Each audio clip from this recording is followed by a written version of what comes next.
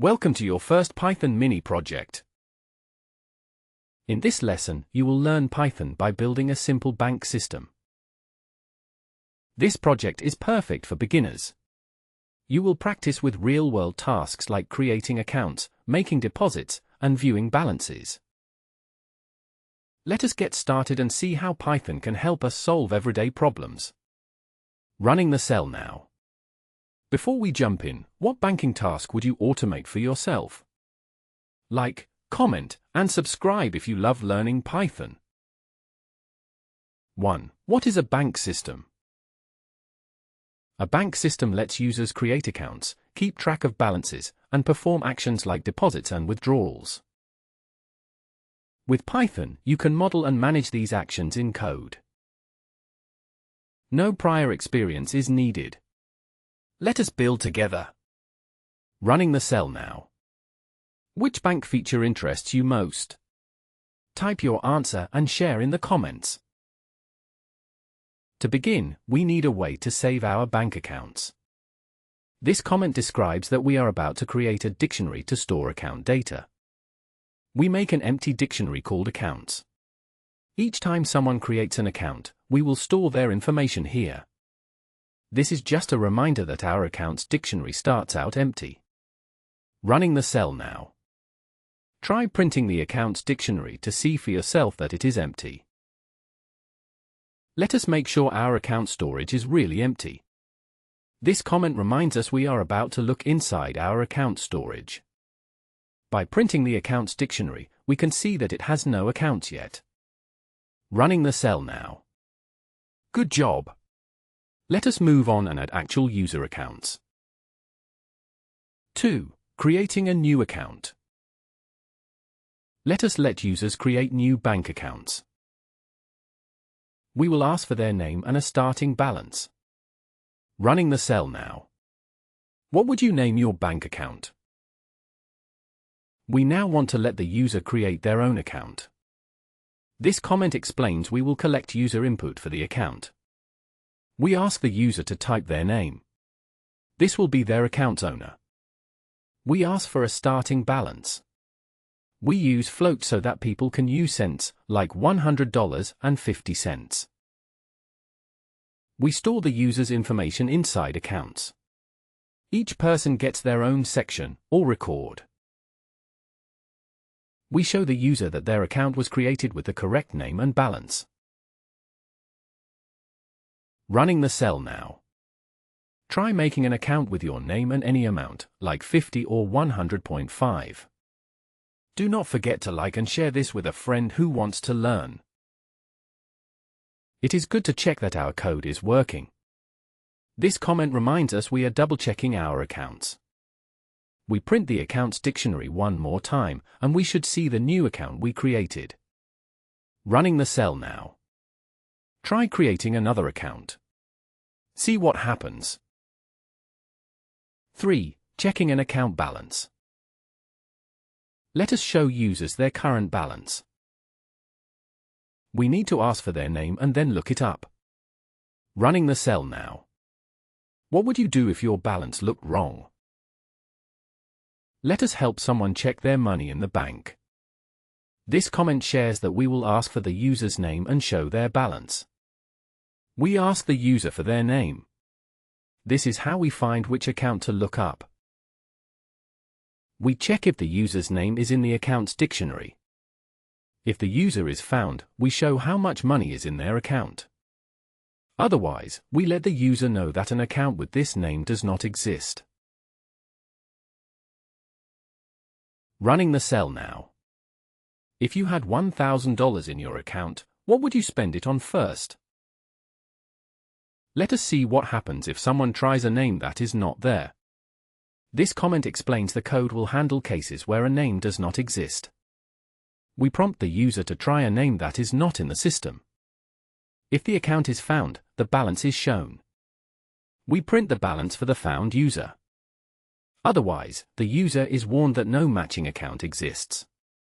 We show a polite message if the account does not exist. Running the cell now. Try entering a silly name and see how the bank responds.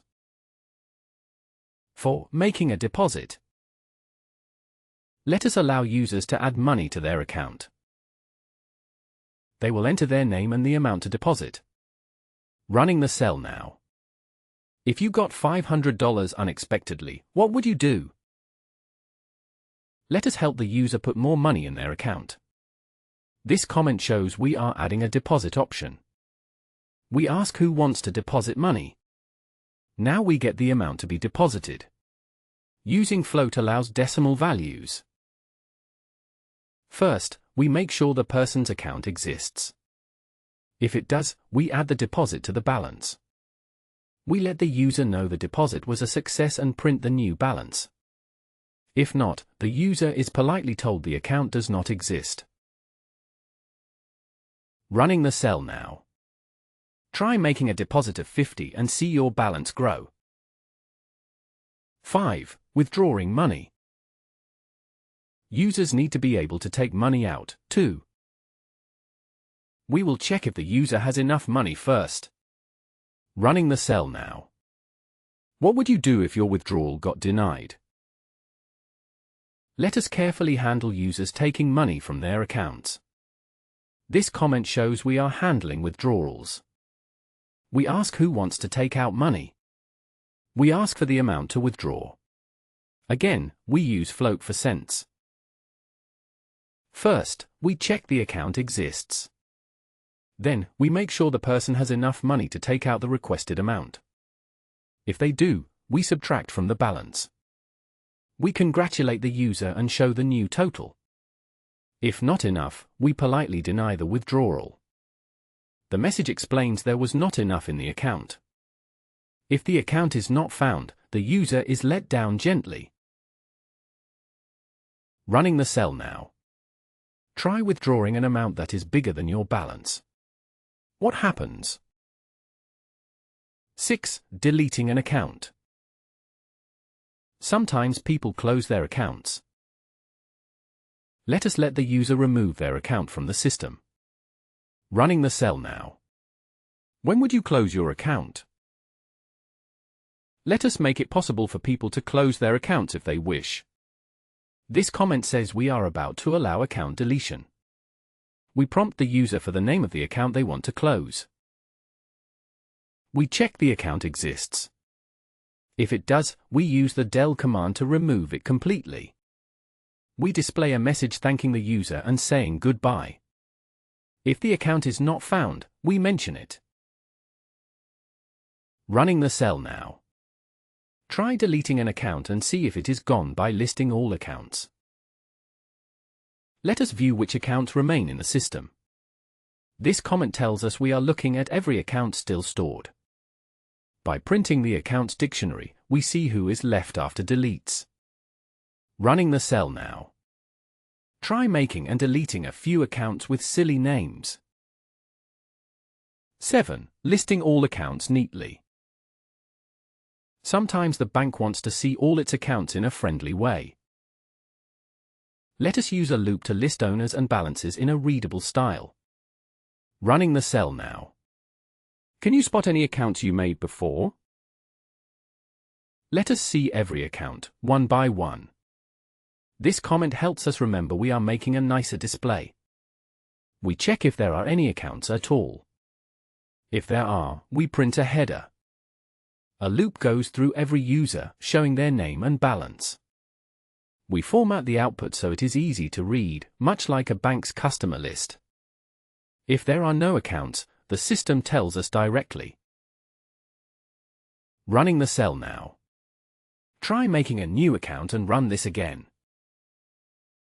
8. Real-world simulation, multiple actions. Bank systems often let users choose what action they want to perform.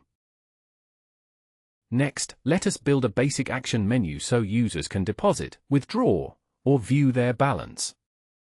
Running the cell now. What action would you add to make the bank system even better? This bigger example lets the user pick what they want to do. This comment explains we will guide the user to choose an action. We welcome the user to the system. We show the three main things a user can do: deposit, withdraw, or check balance. This line gets the user's action choice. We also need their name to look up their account. If the account does not exist, we warn the user. No account matches the inputted name, so we stop here. Otherwise, we go forward. If the user picked 1, we ask for a deposit and add it. The deposit is added to the user's total. We congratulate the user for a successful deposit. If the user picked 2, we ask for a withdrawal amount. We confirm the user can afford the withdrawal. If they can, we deduct from their account. The user is congratulated for a successful withdrawal. If not enough money, we mention that quietly. Not enough funds, so we print a message. If the user wanted to check their balance, we print it. We show how much money is in the account. If the input is not 1, 2, or 3, we explain how to fix it next time. Running the cell now. Try picking different actions and amounts to see what the menu can do. 9. Mini Project Part 1, Simple Bank Loop. Let us build our very first interactive banking loop. This will help people perform several actions until they decide to stop. Running the cell now. Imagine using this bank app every day. Let us build a small menu-driven program where the user can take many actions. This comment explains we are making a multi-step banking tool. Our loop keeps running so the user can do lots of different tasks. Every round, the choices are shown. Users can create accounts, deposit, withdraw, check balance, or exit. We let the user pick an action. If they want to create an account, we gather the name. If the account already exists, we warn them. We let the user know not to create duplicates. Otherwise, we ask for an opening balance.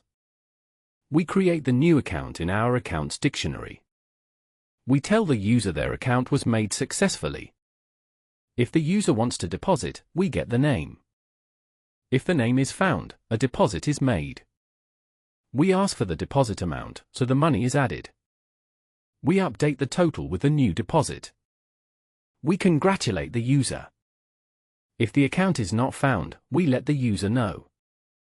No account for that name, so we print a notice.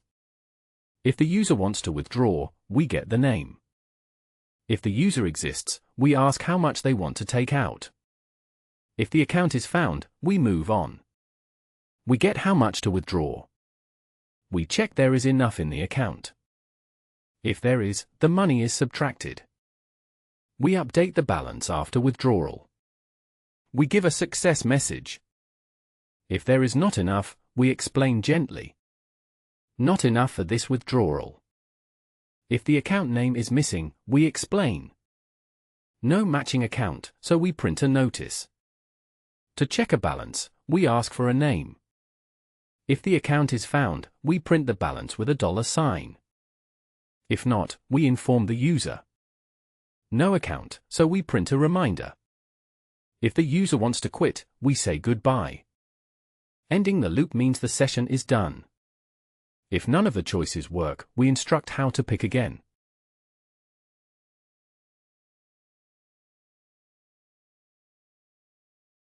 Running the cell now. Try creating a new account, depositing money, then withdrawing some. Practice challenge, see if you can exit and restart the loop without losing accounts.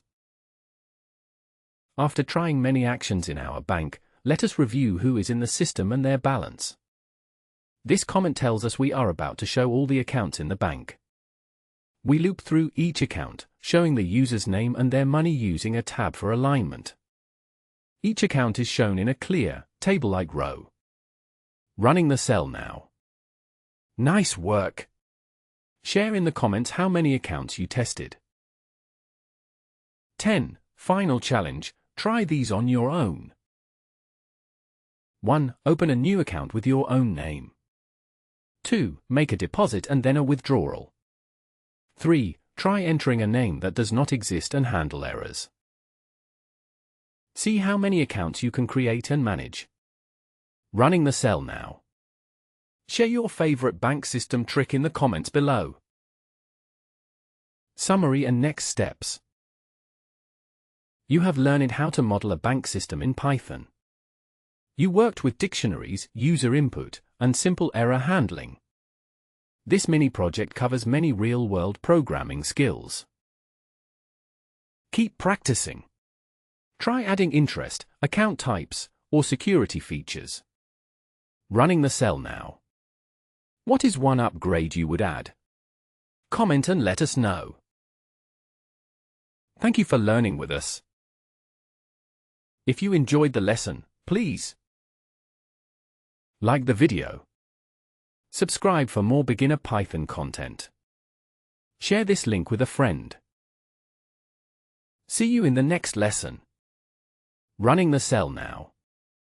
If you like this, hit like and subscribe. See you in another Python project soon.